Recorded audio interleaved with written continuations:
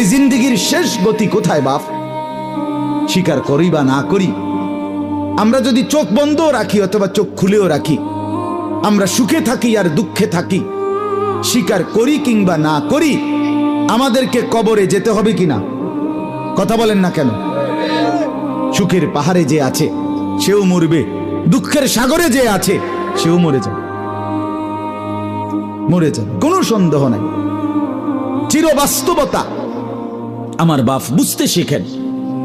এতটা চূড়ান্ত বাস্তবতা মৃত্যু, এটাকে আপনি পাশ কাটাইবার, আপনি আমার দিকে পাশ কাটাইয়া হ্যান দিয়ে গেলেন গা, আমি দেখলাম না, এটা হইতে পারে।